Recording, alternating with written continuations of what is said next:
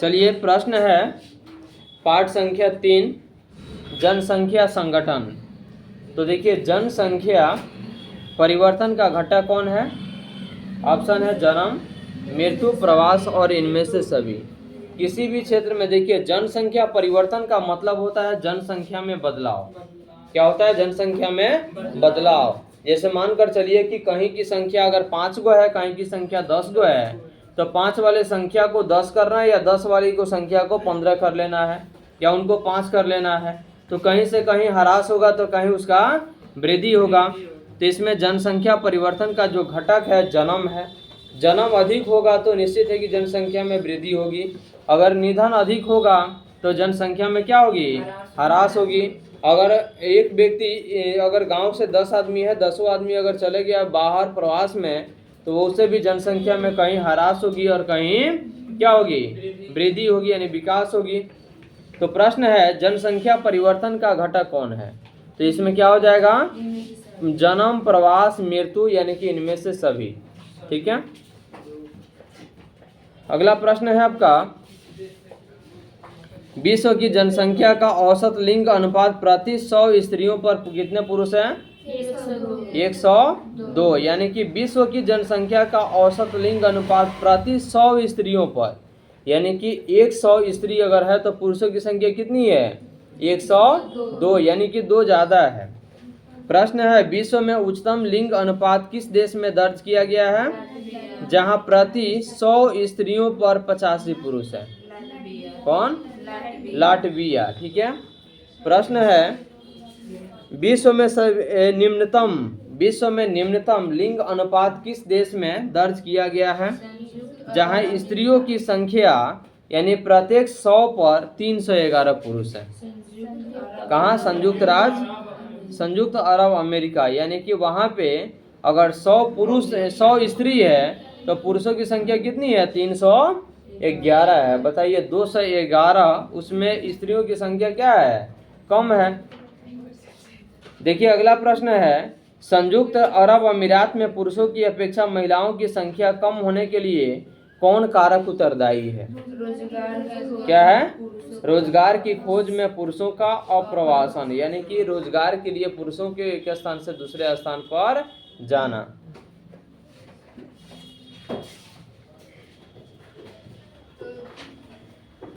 चलिए प्रश्न है,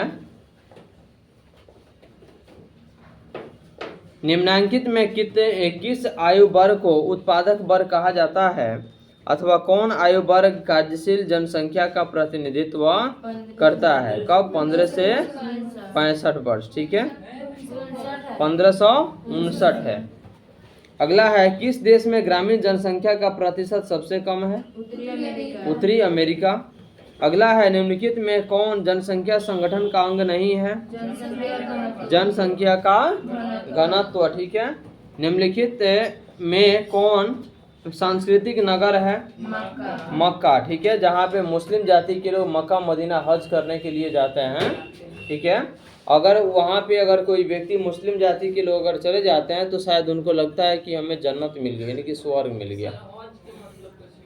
हज करने जाते हैं, यानी कि वो लोग अपने धाम करने, जैसे हिंदू धर्म में सभी लोग जाते हैं ना, बाबा धाम वगैरह जो जाते हैं भगवान से मुलाकात करने के लिए, कि भगवान से मुलाकात कर लेंगे तो हमारी भी स्थिति क्या हो जाएगी? बढ़िया हो जाएगी।